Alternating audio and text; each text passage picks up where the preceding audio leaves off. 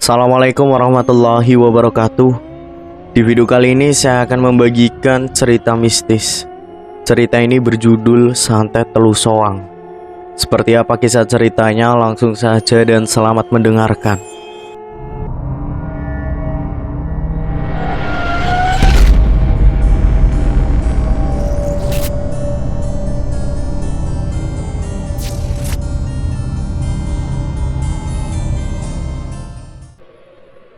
Hai, nama aku Sri Rahayu. Kalian bisa panggil aku Sri. Umurku 24 tahun saat ini.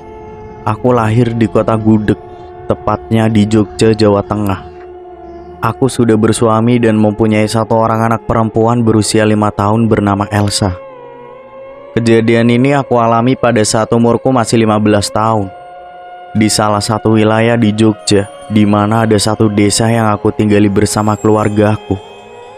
Aku tinggal dengan jajaran rumah yang isinya hampir semua kerabatku. Jadi misalkan tengah itu rumahku, rumah kanan dan seterusnya itu rumah kerabat-kerabatku. Gambaran kampungnya itu luas seperti perumahan, tidak seperti kampung-kampung pada umumnya. Mungkin hampir 11 rumah di kampung, yang mana semua rumah itu rumah-rumah kerabatku. Tak pernah kulihat ada percikan kemarahan dari kerabat ke keluargaku, atau dari keluargaku ke kerabat lainnya. Mbak Salam, ia salah satu kerabat dan memiliki suami yang kurang akrab dengan keluargaku juga kerabat lainnya. Sebut saja namanya Mas Iwan. Mas Iwan ini merupakan satu-satunya yang beragama Islam dari keluarganya. Karena memang keluarga Mas Iwan itu beragama Buddha keturunan Cina. Dan Mas Iwan sendiri mu'alaf karena menikah dengan Mbak Salam yang beragama Islam. Kita selalu mengadakan acara pengajian bulanan di rumah Mas Iwan. Karena Mas Iwan sendiri terbilang orang yang cukup mapan dari segi materi. Tapi di setiap acara pengajian, Mas Iwan memang tidak pernah tampak, walau acara itu dilaksanakan di rumahnya sendiri. Karena memang yang mengusulkan pengajian diadakan di rumah Mas Iwan ialah Mbak Salam, istrinya. Selain menjadi rumah yang paling tengah dari rumah yang lain, rumah Mas Iwan dan Mbak Salam ini terbilang rumah yang cukup luas. Kalau diukur seluruh rumahnya bisa menampung mungkin kurang lebih 1.000 orang. Mbak Salam dan Mas Iwan saat itu merupakan pasangan suami istri yang masih istilahnya daun muda dan belum dikaruniai anak.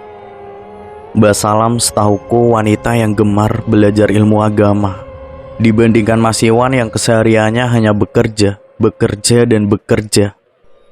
Kebetulan ayahku dan Mas Iwan bekerja di salah satu kantor di Jawa Tengah yang sama.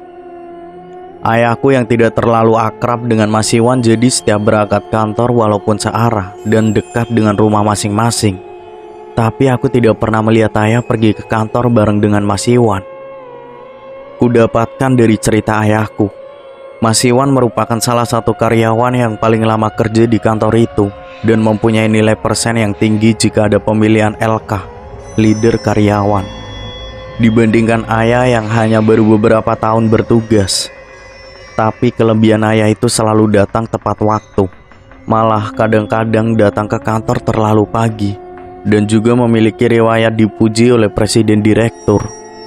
Berbeda dengan Mas Iwan yang kesehariannya selalu telat walau 15 menit. Tapi yang namanya kantor dan pekerjaan itu pasti mempunyai aturan sendiri. Ditambah lagi di kantor Mas Iwan memiliki riwayat kecerobohan dalam bekerja.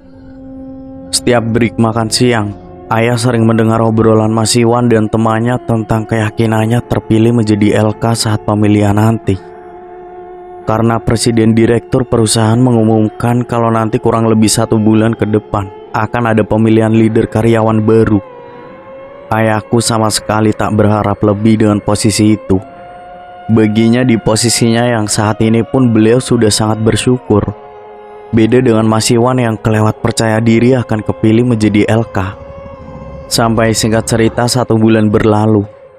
Hari yang ditunggu-tunggu para karyawan kantor tiba. Hari ini adalah pemilihan leader karyawan.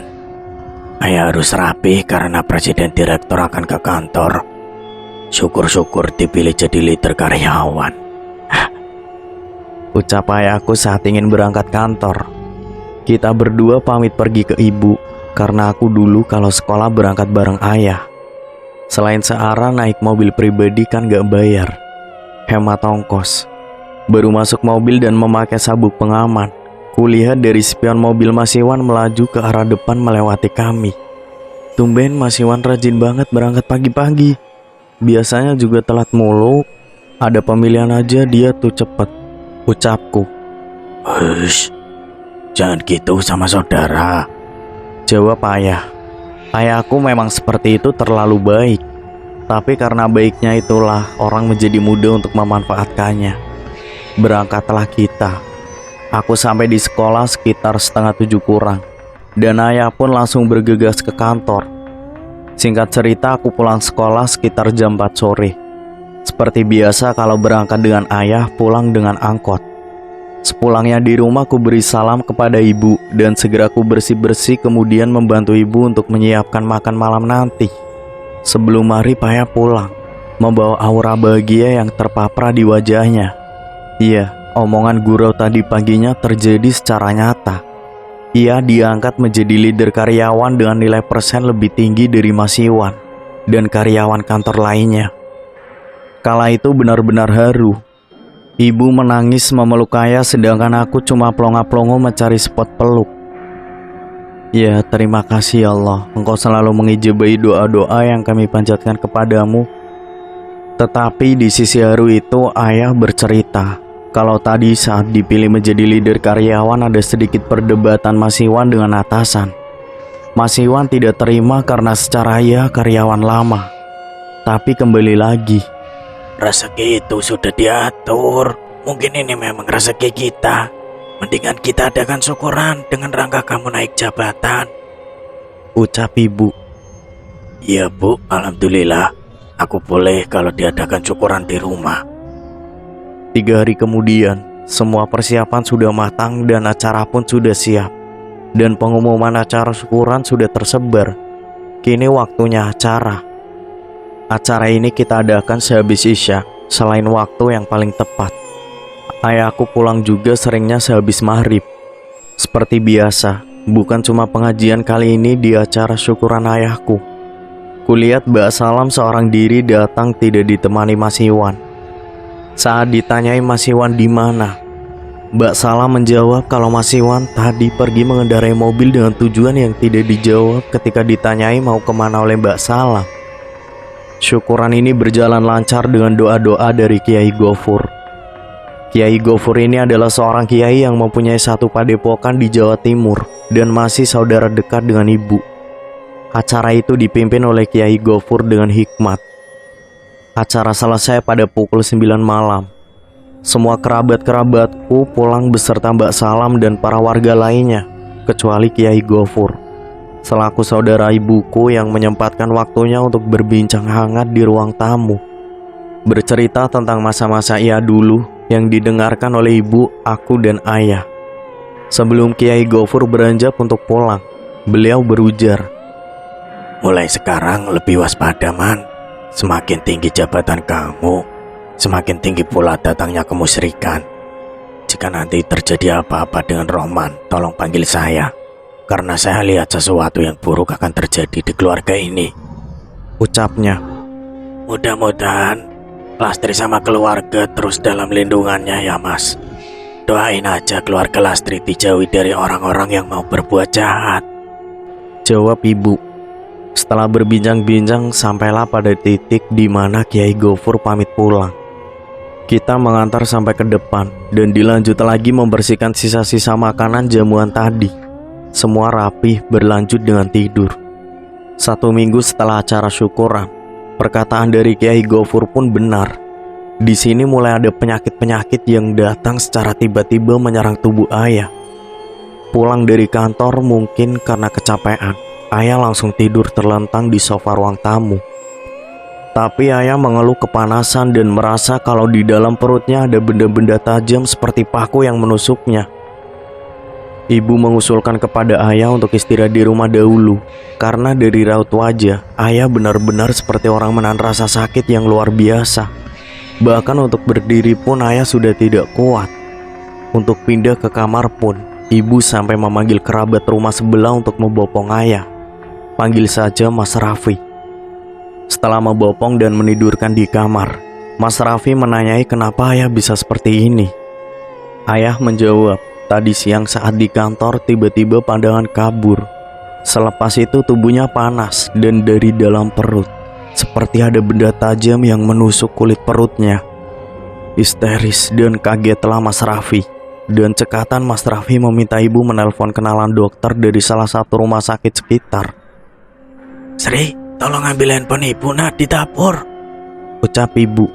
Bergegas aku ke dapur mencari handphone dan kuberikan handphone itu kepada ibu. Kurang lebih 1 jam menunggu. Akhirnya dokter tiba di rumah. Panggil saja Bu Tian. Ditemani 1 orang suster saat itu. Dengan basa-basi dokter, Bu Tian menanyai apa yang dirasakan ayah sambil memeriksa perutnya menggunakan alat dokter. Sudah mendapatkan jawaban dari ayah, Bu Tian mengusulkan untuk segera merawat inapkan karena ia bilang penyakit ini sudah menjalar ke seluruh tubuh.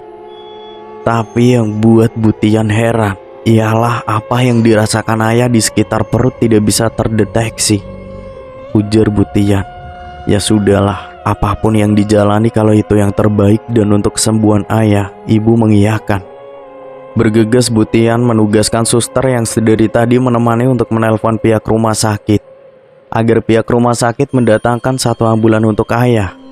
Dengan rasa cemas dan khawatir ibu dan tentunya aku, Mas Raffi mengusulkan agar kita menyusul ke rumah sakit untuk menemani ayah. Dikarenakan ibu tidak bisa mengendarai mobil apalagi aku. Kala itu Mas Raffi lah yang menjadi penakluk setir dengan membawa istrinya yang juga ikut dengan kami, panggil saja Mbak Mira. Kita berempat mulai berjalan keluar kampung memasuki jalan raya.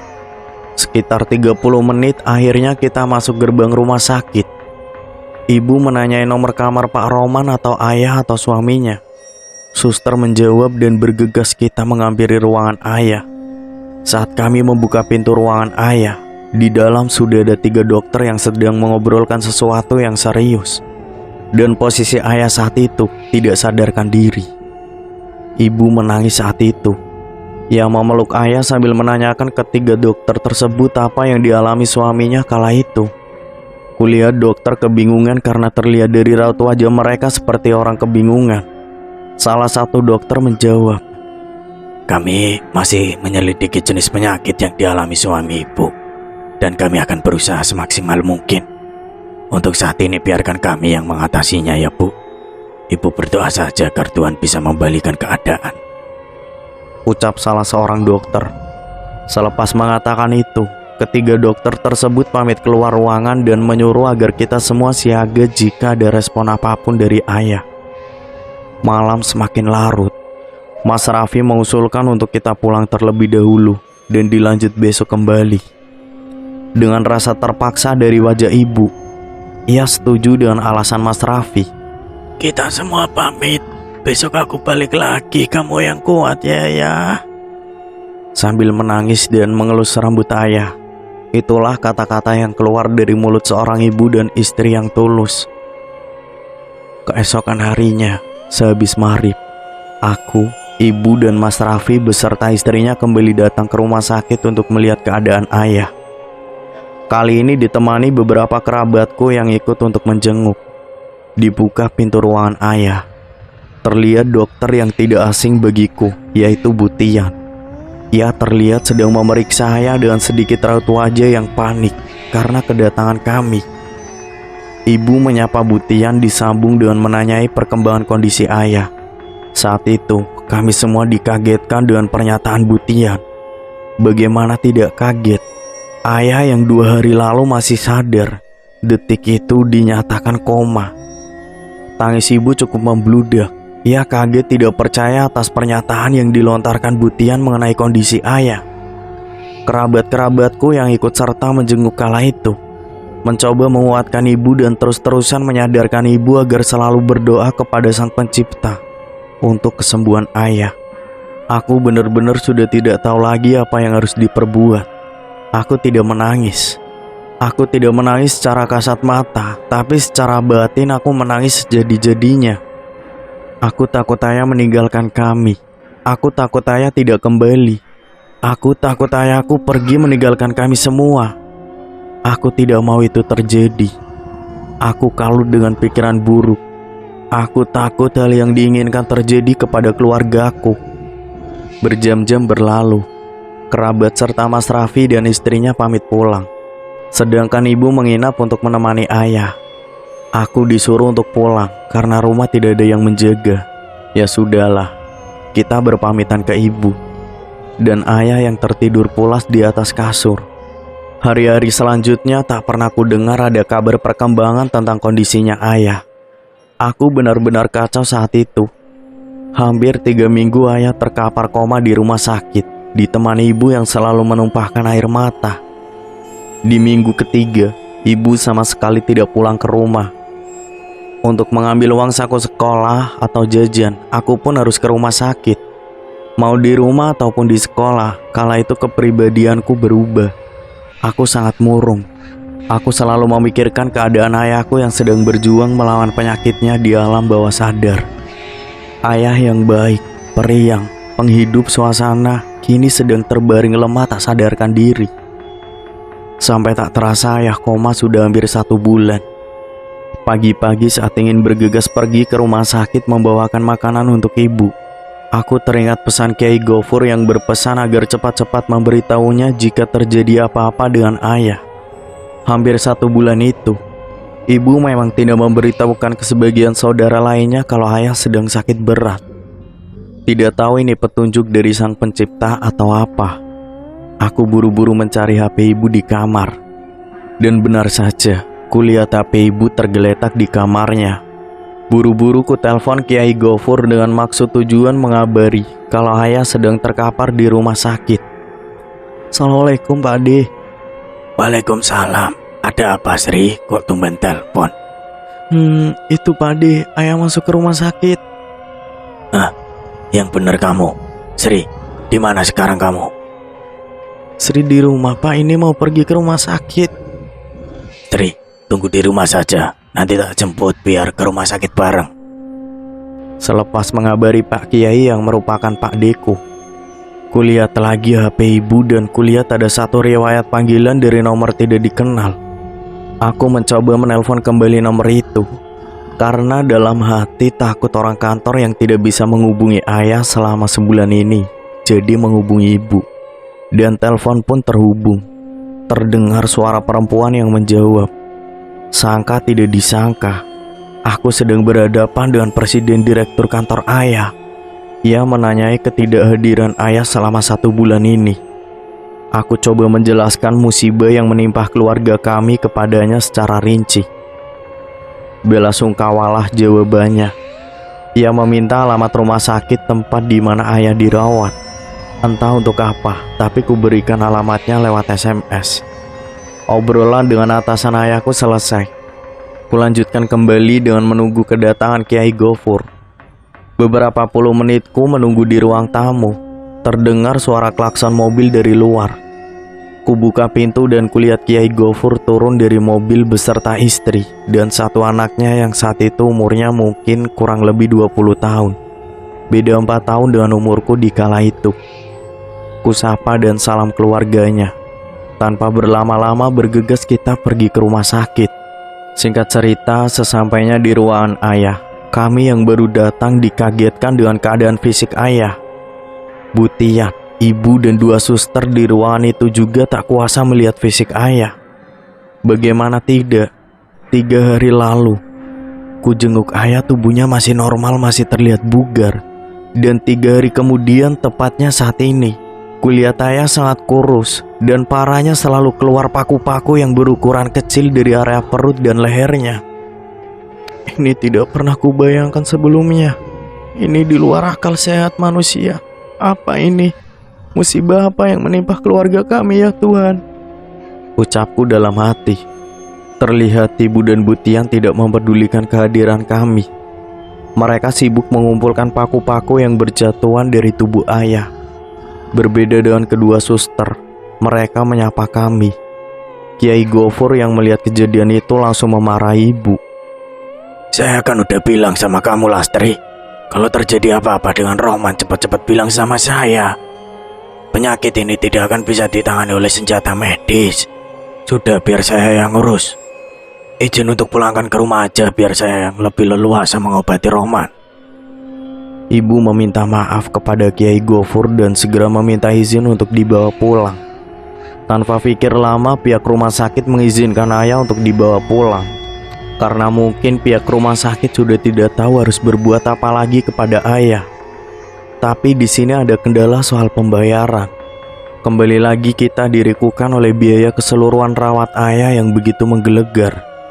Aku mengusulkan untuk meminjam uang Mas Iwan dan memberikan HP ibu yang ketinggalan di rumah. Ibu menelpon Mas Iwan dan meminta tolong agar Mas Iwan mau mengeluarkan tangannya untuk ayah. Tapi entah apa yang keluar dari mulut Mas Iwan saat itu. Ibu mematikan HP-nya dan bilang ke kita semua kalau Mas Iwan tidak mau meminjamkan uangnya. Usaha ibu tak terpatahkan oleh Mas Iwan. Ibu terus berusaha menelpon kerabat lain dengan tujuan meminjam uang. Posisi kita masih di dalam ruangan ayah. Di tengah usaha mencari bantuan dana, datang seseorang perempuan berwibawa yang cukup berumur, mungkin sekitar 40-an. Tapi dengan raut wajah yang masih sangat muda dan cantik, dengan 2 asisten di belakangnya. Ia menyapa kita semua, bersalaman dan melihat kondisi ayah. Nampak dari raut wajahnya kaget yang ditutup-tutupi. Maaf bu, saya mengganggu waktunya. Saya presiden direktur kantor tempat bekerjanya Pak Rohman. Panggil saja Yesil. Saya turut prihatin melihat keadaan Pak Rohman seperti ini. Pak Rohman salah satu orang yang saya pantau soal kenaikan jabatan selanjutnya. Karena selain prestasi, gak tahu kenapa kalau ngobrol sama dia berasa ngobrol dengan sahabat sendiri, ucapnya. Untuk masalah biaya, ibu tidak usah khawatir. Biar saya yang akan mengurus semua pembayaran Pak Rohman. Saya hanya ingin kesembuhan Pak Rohman dan melihat Pak Rohman memimpin karyawan-karyawan lagi di kantor. Kalau begitu saya pamit bu.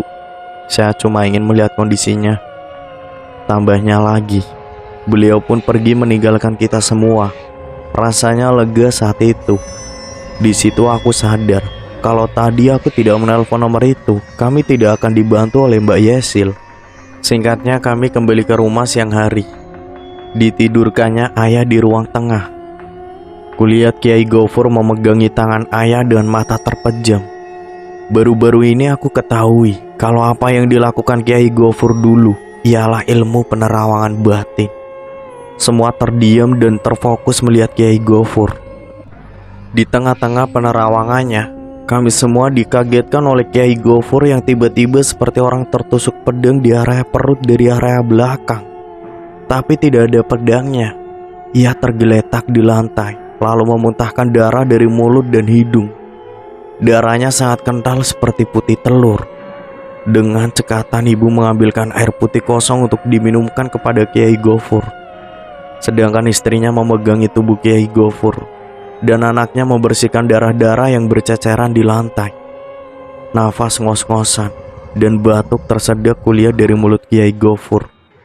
1 menit ia menstabilkan pernapasan. Kiai Gofur berkata kalau ayah terkena 2 ilmu gaib tingkat tinggi, yaitu ayah terkena santet telusoa dan salah satu ilmu jin terkuat, yaitu Aji Raja Sukma. Telusowang adalah santet tingkat tinggi yang diisi Banaspati dan Gendruwo di dalam ajiannya. Banaspati itu sendiri sengaja dikirim oleh seorang dukun. Maka akibatnya orang yang dikirim Banaspati akan jatuh miskin secara perlahan dan sakit seperti yang dialami ayahku. Keluar paku dari dalam tubuhnya dan kepanasan.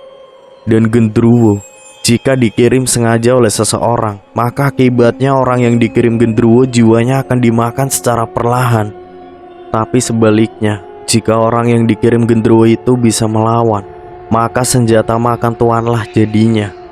Gendruwo akan berbalik menyerang kepada sang pengirim, Aji Raja Sukma, ilmu sihir dari jin dengan tingkatan yang sangat tinggi. Bahkan tidak sembarang orang bisa menguasai ilmu ini. Karena di dalam ajiannya dihuni oleh Raja Jin yang biasanya berumur lebih dari 5.000 tahun. Fungsi ilmu ini ialah mencuri sukma seseorang dan mengurungnya di suatu tempat, tergantung dari sang pemilik ilmu ini. Dan orang yang sudah tercuri sukmanya tidak akan bisa sadarkan diri sebelum sukmanya kembali menyatu ke dalam tubuhnya. Dan apabila ilmu ini digabungkan, yang bisa mematahkannya hanya orang berilmu dengan tingkatan lebih dari guru atau orang yang memiliki darah dari raden-raden sesepuh terdahulu. Itulah yang dikatakan Kiai Gofur kepada kita semua, sembari nafas yang masih lumayan sulit diseimbangkan. Setelah menjelaskan panjang lebar, Kiai Gofur meminta air putih pada ibu, lalu dibacakannya seperti mantra dalam bahasa Arab. Kiai Gofur menumpahkan air itu ke sekujur tubuh ayah. Ibu menanyakan apa yang dilakukan Kiai Gofur kepada ayah. Ia menjawab air ini untuk menetralkan energi negatif yang merasuk diam-diam ke tubuh ayah. Sehabis melakukan itu semua, Kiai Gofur berpamit untuk pulang dan kembali lagi besok, karena ia mempunyai padepokan yang harus diurus. Selain itu, Kiai Gofur berniat ingin mengajak kenalannya, yaitu Raden Saleh, untuk membantu proses pematahan santet yang dialami ayah. Ilmu ini terlalu tinggi. Hebat juga ini dukun bisa menguasai kedua ilmu ini. Mas belum cukup kuat untuk melawannya. Biar besok Raden yang mengatasi inilah. Ya udah, Mas pamit pulang dulu ya, ucapnya. Aku dan ibu pun mengantarkannya sampai halaman depan rumah. Belum beberapa lama Kiai Gofur pulang. Baru duduk menemani ayah, datang lagi seorang tamu tak diundang. Ibu menyuruhku membukakan pintu dan melihat siapa yang datang. Tak asing, Mas Raffi beserta istri dan juga Mbak Salam datang ke rumahku. Mereka mengetahui kalau ayahku sedang pulang dari rumah sakit. Kupersilahkan mereka masuk dan kuarahkan ke ruang tengah di mana ayah tidur dan ada ibu yang menemani. Selepasnya aku pergi ke dapur menyiapkan jamuan untuk mereka.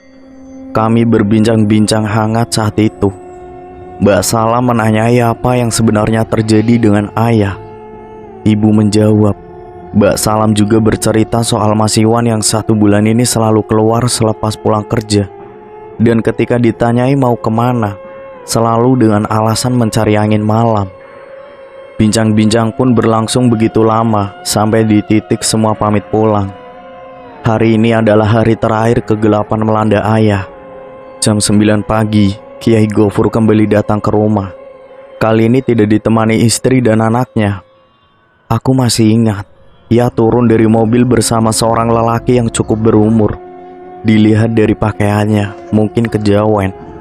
Membawa tasbih melilit di tangan kanannya berwarna putih. Kiai Gofur memperkenalkan orang itu kepada aku dan ibu. Tatapannya sangat beda dari orang-orang pada umumnya, sangat tajam. Melihat matanya saja terasa seperti akan terhipnotis olehnya. Dia adalah Raden Saleh yang dimaksud oleh Kiai Gofur.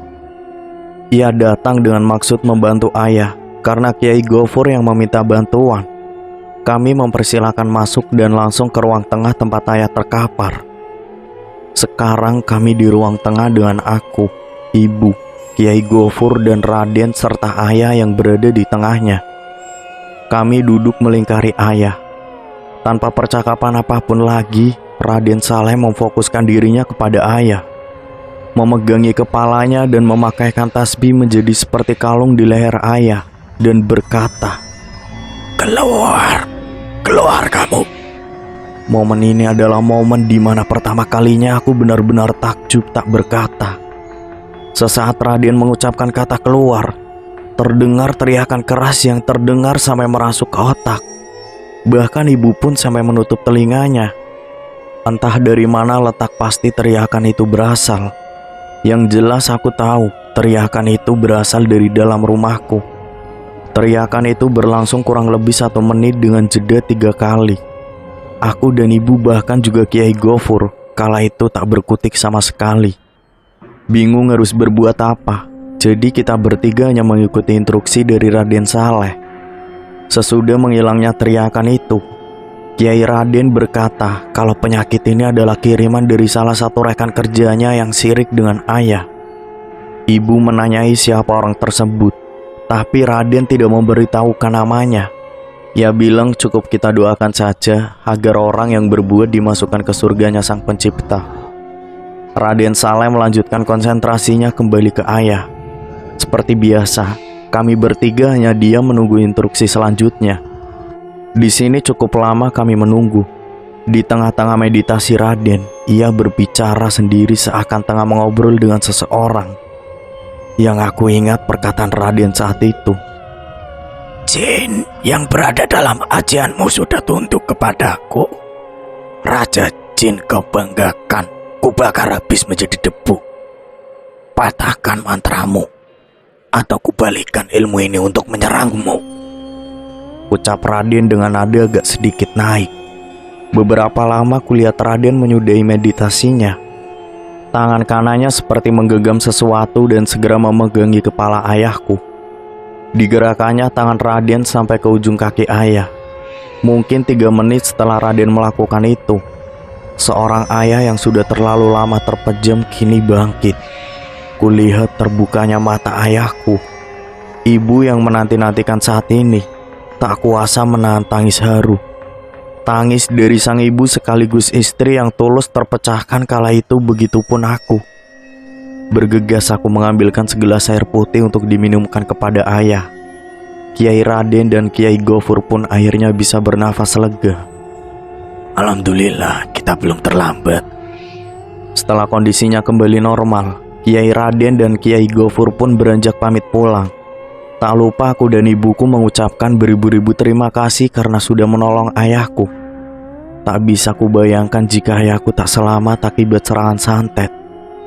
1 minggu setelah kejadian itu, ayah berangsur-angsur pulih. Namun ada satu kejanggalan yang terjadi di kerabatku, yaitu Mas Iwan. Semenjak ayahku pulih, ia hampir tak menampakkan dirinya. Bahkan ia tak pulang hampir 1 minggu lebih. Mbak Salam sebagai istrinya pun tak tahu menahu kemana suaminya itu pergi. Sampai 2 minggu, 3 minggu, dan akhirnya 1 bulan. Salah satu rekan kerjanya yang menginfokan kalau Mas Iwan mengalami kecelakaan tragis dan meninggal di tempat. Tubuh yang sangat mengenaskan, sangat sulit untuk dikenali. Aku dan ibuku sebenarnya tahu ini semua ulah Mas Iwan. Namun dari keluarga aku sendiri tak mau memperpanjang masalah. Dan terbukti bahwa karma itu ada. Aku sendiri tidak pernah berniat untuk menuduhnya. Aku selalu teringat perkataan Raden dulu. Jika ada yang menjahati kita, doakan saja. Semoga ia diberikan surganya Sang Pencipta. Namun yang namanya hidup di desa tak pernah jauh dari yang namanya gosip. Entah dari mana sumbernya, para warga tahu kalau Mas Iwan lah yang mengirim santet untuk ayahku. Dari isu itulah, para warga langsung mengolok-ngolok keluarga Mas Iwan. Pada saat mendengar kabar meninggalnya Mas Iwan, para warga tidak ada yang mau mengurusi jenazahnya. Orang-orang sekampung selalu menolak jika diminta mengurusi jenazahnya. Bahkan istrinya sampai minta ampun sama tetangga dan minta tolong agar suaminya bisa dikuburkan. Gak tahu bagaimana ceritanya, orang kampung akhirnya mau mengurusi jenazahnya. Itu pun sebenarnya karena terpaksa. Orang yang memandikan jenazah pelaku memakai sarung tangan karet dan masker tebal. Soalnya tubuhnya sudah sangat remuk, padahal belum juga 1 hari meninggal. Dari penuturan tetangga, daging tubuhnya itu berjatuhan dan baunya lebih tajam dari bangkai hewan. Dengan bersusah payah, jenazah Mas Iwan akhirnya bisa dimakamkan juga. Semoga orang-orang seperti ini mendapat tempat yang pantas untuk mereka di akhirat nanti. Itulah kisah cerita santet Telu Soang.